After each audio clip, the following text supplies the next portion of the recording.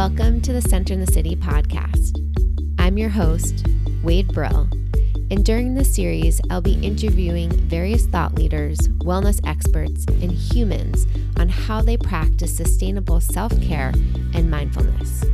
We'll get real and raw, talk about the light and the shadow side of self-care and mindfulness, and how we can actually stay centered amid the chaos and the hustle and bustle of our modern day world. So settle in and get centered. This podcast episode is brought to you by Centered in the City, a virtual on-demand self-care and mindfulness platform with over 100 different meditations, journaling prompts, nourishing recipes, and Pilates flows, all designed to support you feeling calm, focused, and energized as you live your life in this modern day world. For more information, head on over to centeredinthecity.org and claim your 7-day free trial. Notice how much better you will feel by having a consistent practice to support you staying centered.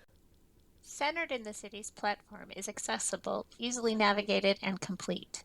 The organization of rituals by focus or timing helps offer something for whatever time or location constraints I might have, especially when I decide on the spot that Centered in the City is what I need. I frequently listen to the podcast while commuting to or from work. Wade's gentle voice and supportive guidance is welcoming, especially since I'm relatively new to meditation and a complete novice with Pilates. I most often turn to Centered in the City's meditation before I even get out of bed, starting my day with a settled and balanced mind. I'm currently focusing on building a sustainable mindful movement practice, and Wade's ritual building plan that she walked me through made my first 2 weeks 100% successful. I am so fortunate to have found Wade and her work on Centered in the City. Thanks so much for sharing your experience with us, Mary. We love having you in Centered in the City. If you're interested in joining the community, learn more and sign up at centerinthecity.org. Welcome back to the Center in the City podcast. On today's episode, I am so excited to interview Claude Silver, who is the Chief Heart Officer at VaynerMedia. And we talk about how to create a culture of compassion, of empathy. We explore what VaynerMedia did during the pandemic to create connection and build trust and put people first. So this is such an important episode where we get to really learn about how to invest in our people, that it is an ROI, that it's not just a box to check. So if you are a leader in your company, or if you are somebody who's a wellness advocate, this episode is for you. So let's settle in and let's get centered.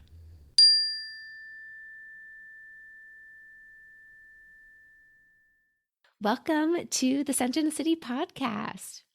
It's great to be here, Wade. Thank you so much for having me. It is such an honor to have you. And I love beginning with this prompt of sharing with us a time where you didn't feel centered, and maybe particularly at work, and how you were able to meet yourself there. That is such a powerful question. And there are many times that just went through my head the minute you said that, which is funny. I would say the one that really sticks out for me is when I was running a large account for a bank. I was living in London, so I didn't have I didn't have a community yet. I just moved there, and the deliverables we sent to the client were really to her dissatisfaction. And she called me up at around noon that day. I know it was noon because I'll get to that in a second. And she went off.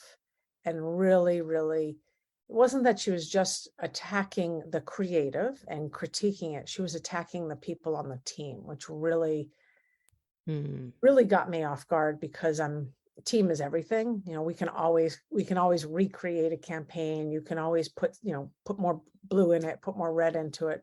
But she was really, really talking about the personalities on the team.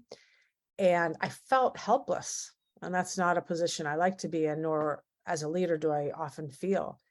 So we got off the call, and I went outside and I called my brother. So it was 7 a.m. New York time.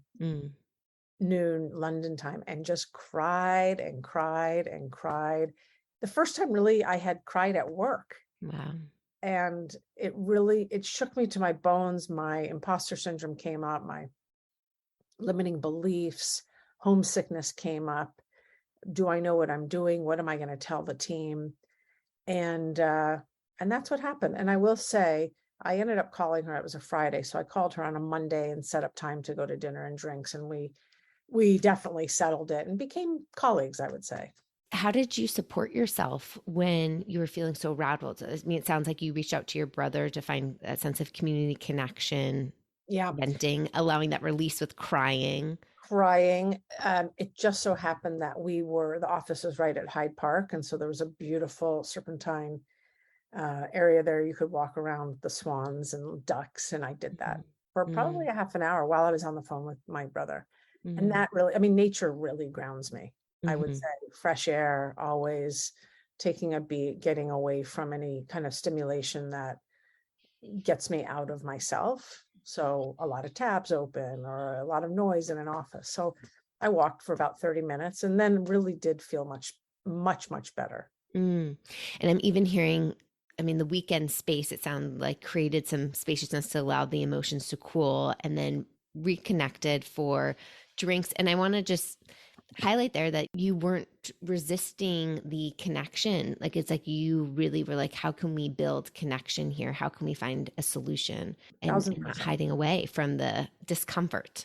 Yeah. And I always feel like if we can remove the armor and remove this who we are at work thing and just get to humans and what we're all about and find common denominators and open our heart to empathize, then you can build some kind of trust there. And I really wanted her to know, as a human, but also as someone she was paying and a company she was paying, that I was her partner in this.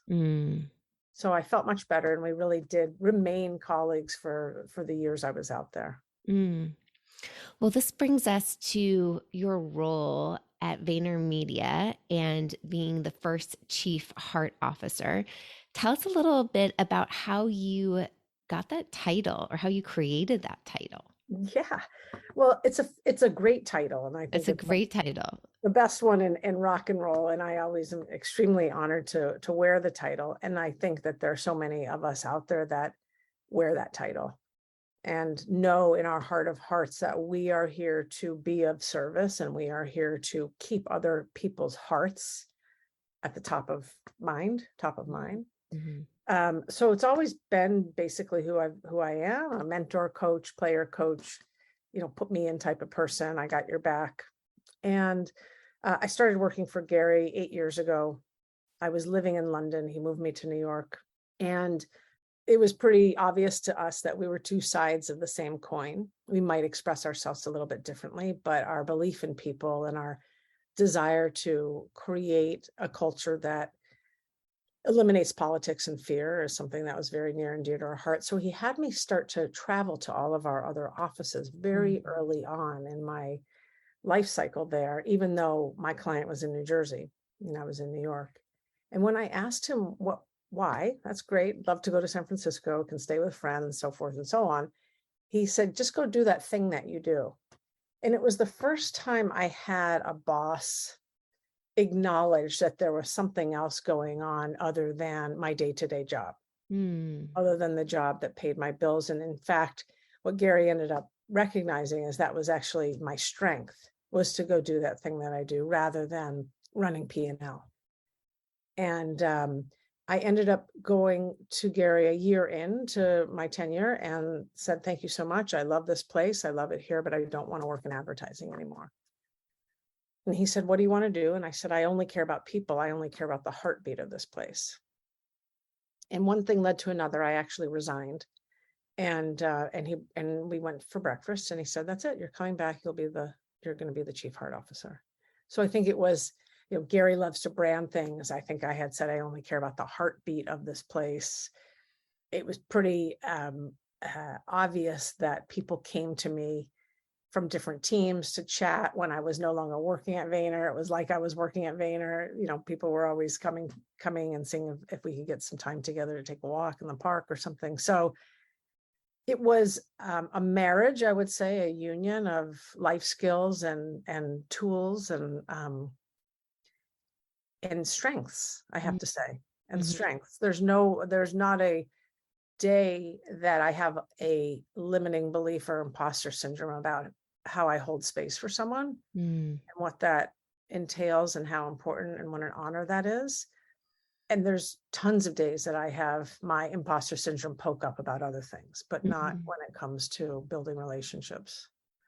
Wow, to be so witnessed and seen by your boss of this is your skill, this is, go do the thing that you do, and to acknowledge that, and then to welcome you into that role. What a gift that is. And I'm sure what a gift that you've been able to excel in over the years. How do you feel that having a chief heart officer has supported the culture as Vayner has navigated, as we all have, the pandemic the last few years, and how hard that has been with the work-life balance and burnout and all of the unbelievable stress that's gone on? Yeah. So the wonderful thing about the role is that my only job description is to touch every single employee and infuse the agency with empathy. So that's been my job description for 6.5 years. Every year I check in with Gary. We still on track? Is this still what you want me to do? So the answer is yes. And so it was mine to figure out how to do that. And when he said touch every single individual, I translated that very common sense way. I need to reach out and get to know everyone. And that's taken years to do. And I've, developed kind of a method, a very organic method in terms of doing that, 15-minute meetings. And so I'm very high touch. We're a very high touch culture. I think that's really how we win. We're, connective tissue is alive and well throughout. Everyone's accessible. You can have a meeting with anyone and it's all open. It's really open source, actually. And so I had already developed that and created so much of that rapport that was definitely, I would say, my equity within the company.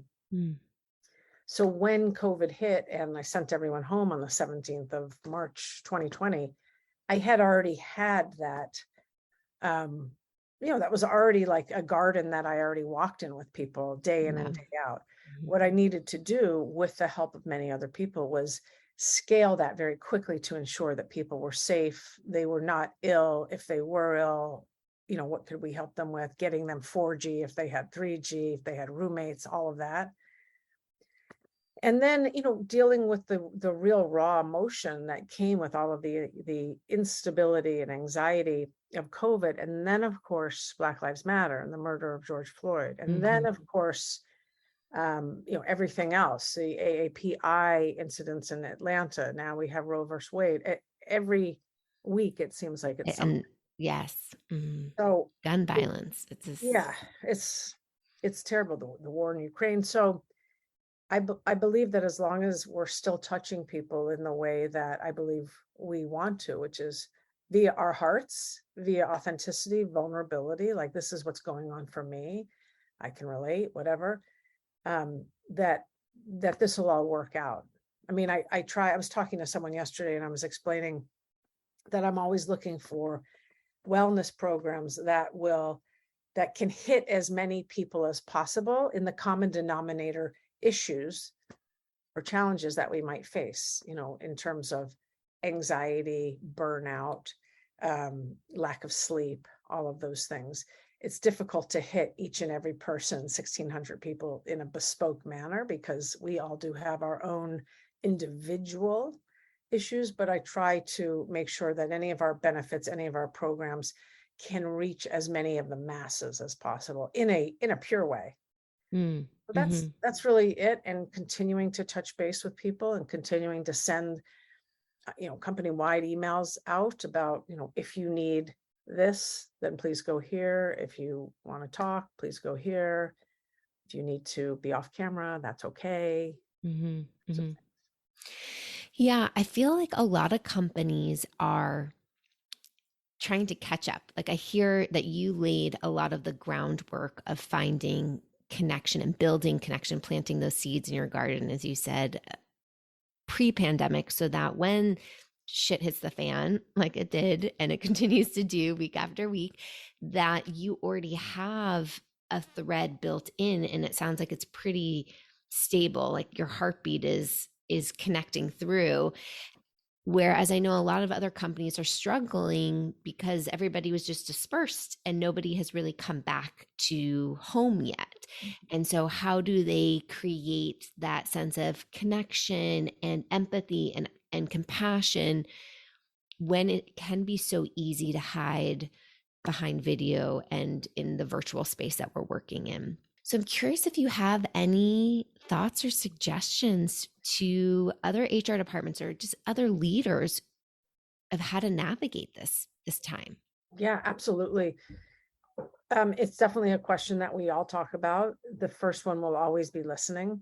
And so how do you set up a conversation, a Zoom with one person or a Zoom with 20 people, so that there is that safe space, psychologically safe space for people to show up and not only show up, but also bring their full voice to the table, if you know what I mean. I could say full self, but really be present. And that really requires vulnerability on a leader's part. And that requires, I believe, checking in before you go into what are the deliverables or anything like that. I believe that requires rituals, which most of the teams set up in the beginning of COVID. Whether or not that was 30 seconds of a meditation or a scavenger hunt, or let's everyone tell us what you did on the weekend. What are you binging? How many times did you make chicken this past week? When we were all kind of like locked up. So rituals has been really, really important. And one of the things that we did that I think was incredible and sustained us is we set up an internal YouTube channel. And at 1:37 p.m. East Coast time every single day. So West Coast could get it, London, Mexico could get it, and Singapore saw it on video. We brought everyone together for 15 minutes, and we would have celebrities on. So Gary might interview Novak Djokovic or will.i.am, or I interviewed Robin Williams' son, who's setting up a mental health facility in LA. We had historians and academics on. We brought in people from the company who showed us their side hustles, and maybe it was a hot sauce they were making. The point is we asked everyone for 15 minutes to not have client meetings, to not have client phone calls, and to just get a cup of tea, get a bowl of cereal, whatever it was, and to almost like be entertained. Yes, you were still looking at a video screen, but cognitively you could tune off, almost like, when you're in an office and you can walk to the restroom or you can walk to get a coffee, you step away. When you step away, you have an opportunity to kind of, I believe, like your brain has an opportunity to breathe. Like a reset. Yeah, to reset, exactly. And so it was just wonderful. Every single day. Now it's every other day. And we've done it now for 2 years. Wow. The greatest thing about it is the chat functionality, because people are now like racing to see who logs on first and who's going to be the guest speaker today, because we drop, hints and just razzing each other in the best of ways. And then as soon as the 15 minutes is over, that conversation goes to Slack. So that has really brought incredible connection far and wide to our culture. And that is incredible. So when you are in the office and you finally meet this guy named Barack, you're like, Barack, you're the guy that signs on every single day first. It's like a brand. Yeah. So very cool. And so to answer that question, finding ways to build community. Consistently. Yeah. I'm hearing the consistency with that practice and the multiple dimensions in which you allow for connection, and that shared experience. You're creating a continued shared experience for the whole company to experience. It's not just siloed in everybody's teams and creating more of a divide. Exactly. Because we're better obviously we're stronger and we're better when we're connected. And that's why I do use the analogy of connective tissue, or or a soup, a minestrone soup, when you don't have oregano or that bay leaf, it's not going to taste as good. And the wonderful thing is everyone has their own bay leaf to enter. Everyone has their own spice to enter. And without everyone's inclusivity and diversity, then we are not as strong. The soup is not, it's not going to win any awards.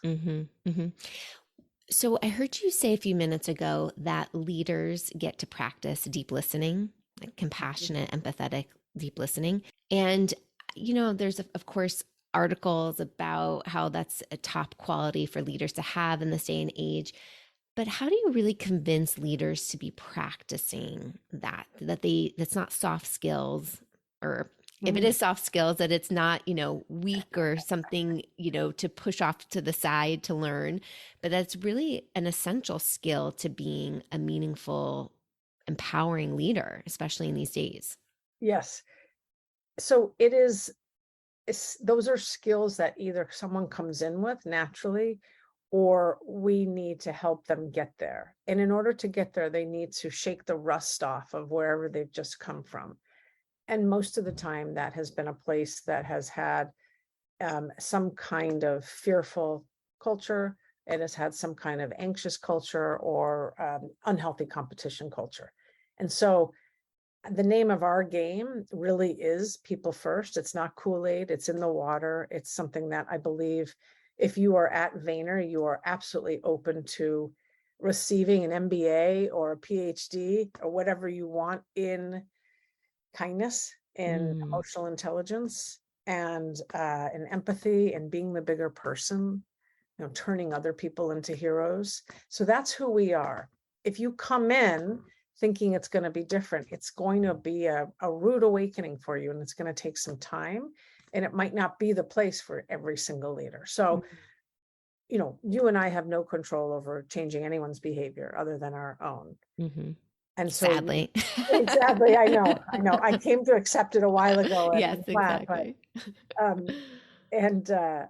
And so you talk to the person and you give examples of when I've slipped, examples. How about share the example of when I resigned? And there's more examples from everyone. That I think the more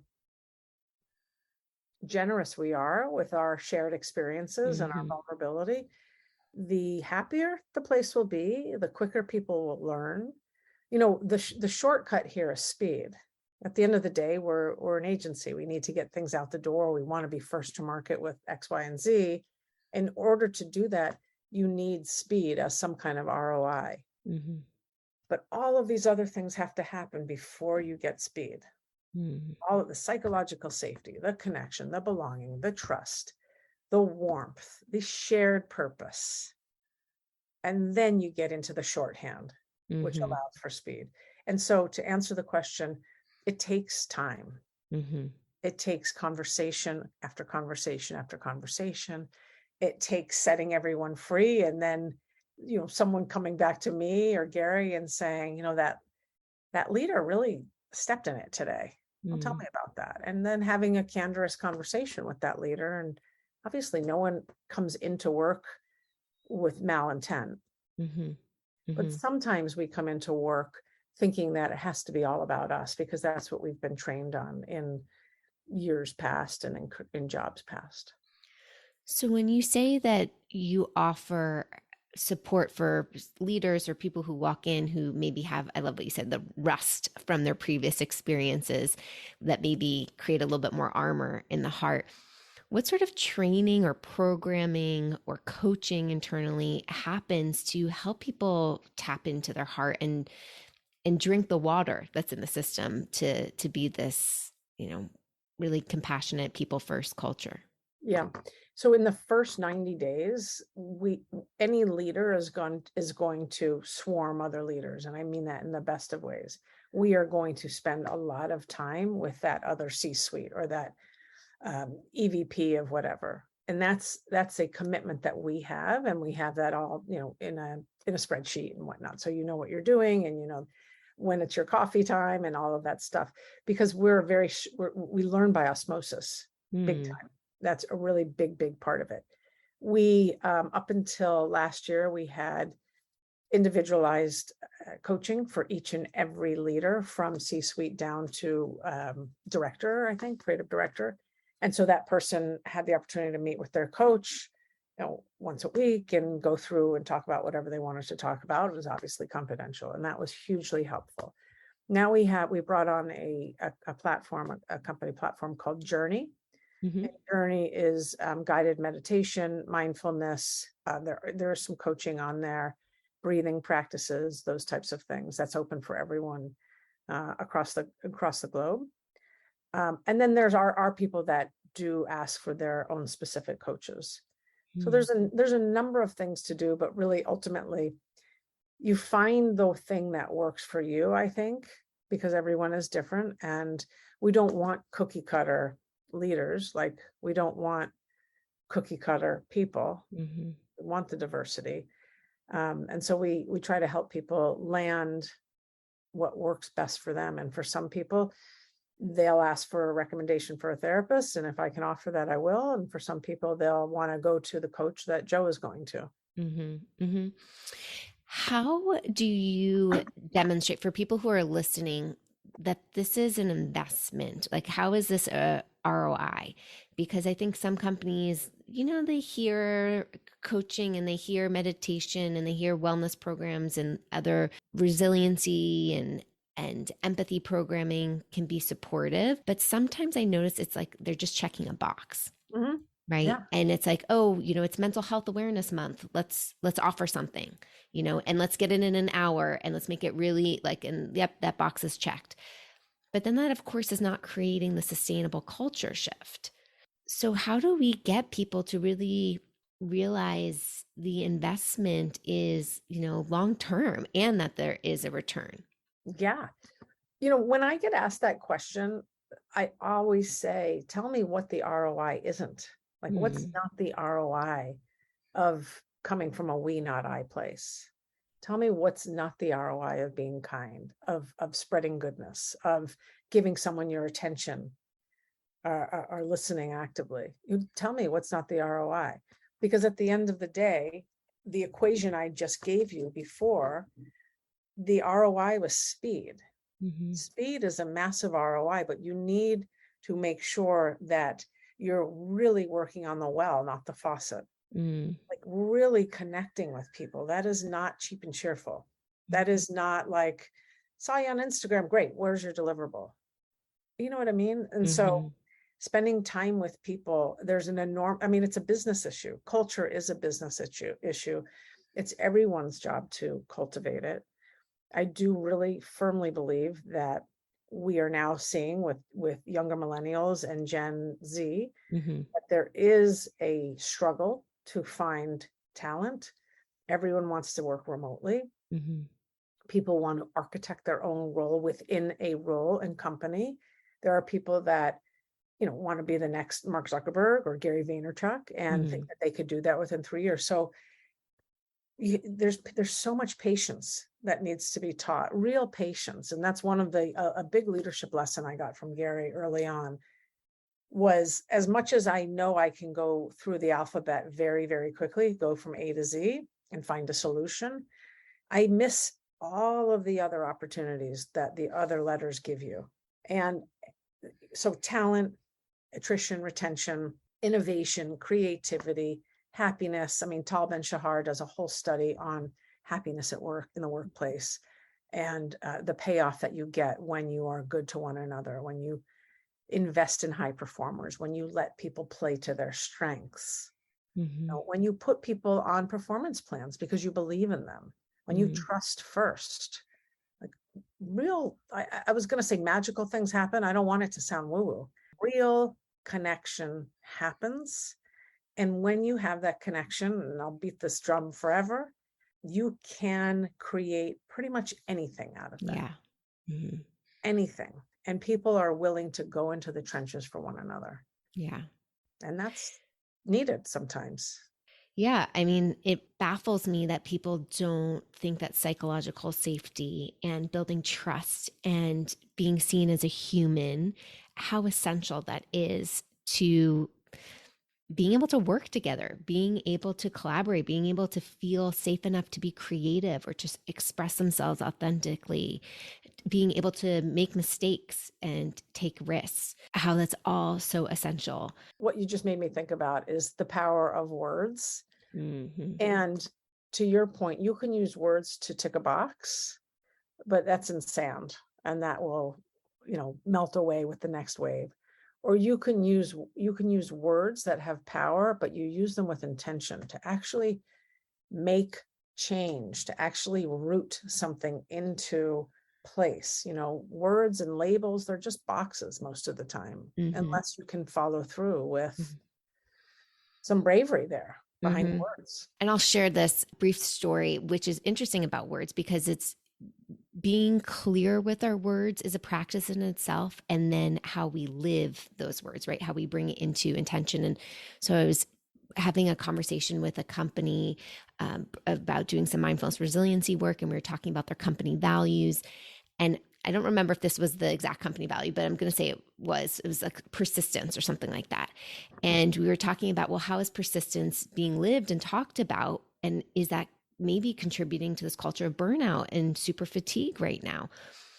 And it was interesting because the HR community that I was connecting with was like, actually, some of our leaders talk about a story of how someone on the sales team was so persistent that she was finishing a client deal as she was heading into the hospital to give birth, and like cheering on that sense of persistence. And we were like, well, there's a little window into how the company values and those words are being lived, right? And is that really the culture that you want to be creating? So even just being clear with language, and then how it's actually being lived and celebrated and talked about is so essential. It's so essential. And I think to even, put the cherry on that cake is, what experience are those people living into when they hear that word? Like, what is the experience we give people as leaders, how we show up, or what we say, or what we don't. What are you celebrating? What are you acknowledging from that are giving people like, oh, I have to be glued to my phone all the time, even when I'm heading into birth. I can't be present in my own personal life. Right. Claude, this was so insightful, and my heart just feels open knowing that you're out there creating, a space for people to be themselves, to be able to feel seen and heard at work, and to know that then they can bring that energy into their personal lives and also into the world, because we all know that the world needs more of love and compassion. Thank you, Wade. I appreciate all the work that you're doing too. I mean, it takes a lot of patience. Appreciate that you're out there and you're helping people identify where things can be tweaked and where we can come back to heart, because that's what it's all about. And we all have a heart. We all have a heart. You cannot deny that. So let's let more love in. And there's nothing wrong with using the word love in the workplace, by the way. I know. I love it. I love it. Love it. Love it. Where can people learn more about you, or reach out, or find out more about VaynerMedia? Yeah, for sure. You can always reach out on LinkedIn. I post a lot there. I'm happy to talk about Vayner. We've got a great career site. We've got a lot of openings all over the place. And we'd love to hear from anyone. That's the best place, LinkedIn, or you can email me, Claude Silver at VaynerMedia.com. Amazing. Thanks so much. Thank you, Wade. Thanks so much for listening to the Center in the City podcast. I would love and appreciate if you took a moment to rate and review this podcast, as well as share this episode with at least one person in your community that you know it would help or inspire. Until next time, stay centered.